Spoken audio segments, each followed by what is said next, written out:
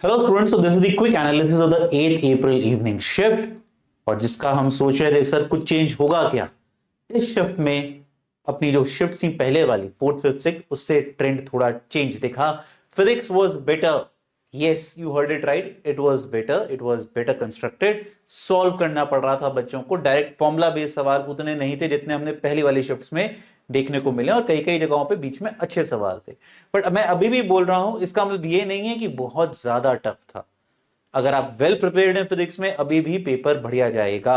Electromagnetism की weightage अच्छी थी। आपके पास जो एक होता है ना वर्लियर कैलिपर वगैरह वाले सवाल, वो इस शिफ्ट में, मॉर्निंग शिफ्ट में भी दो देखने को मिले थे। बच्चों ने बोला है इस शिफ्ट में भी दो सवाल देखने को मिले हैं।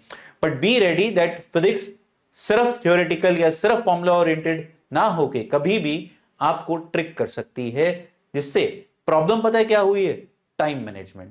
हम जो एक्सपेक्ट कर रहे थे कि यार वो 45 मिनट्स में हम खत्म कर देंगे, वो 45 की जगह 60 प्लस मिनट्स लग गए उस फिजिक्स के पेपर में। केमिस्ट्री बहुत अच्छी स्कोरिंग अपॉर्चुनिटी से भरी हुई थी, ठीक है। बहुत सारे अलग कैटेगरी के सवाल जो कि हम कहते हैं ना मैट्रिक्स मैच, मल्टी स्टेटमेंट, भर भर के देखने को मिले, जिसकी वजह से भी बच्चों पेपर में टाइम ज्यादा लगता है। पेपर बहुत आसान था केमिस्ट्री का, फिर से वही पैटर्न कि हमारी ऑर्गेनिक और इनऑर्गेनिक ज्यादा देखने को मिली। फिजिकल जो थी बची कुची वो सिर्फ आपको सेक्शन बी में, और सेक्शन बी में भी बहुत ज्यादा टफ सवाल नहीं थे। टफनेस जो थी वो रही कि डिफरेंट कैटेगरी ऑफ क्वेश्चंस की वजह से। Talking about maths, again a pattern shift here. Math was easier as compared to what we have been seeing or was in the January attempt। easier का मतलब ये नहीं है कि कैलकुलेशन कम थी, हम सिर्फ कंपैरेटिव सेंस में बात कर रहे हैं। इजी, थोड़ा सा लेस कैलकुलेटिव, क्योंकि फिजिक्स का पेंडुलम थोड़ा बढ़ा दिया, तो मैथ्स थोड़ी सी इजियर साइड पे हो गई। इनफैक्ट न्यूमेरिकल तक के क्वेश्चंस यहां पर आसान देखने को मिले।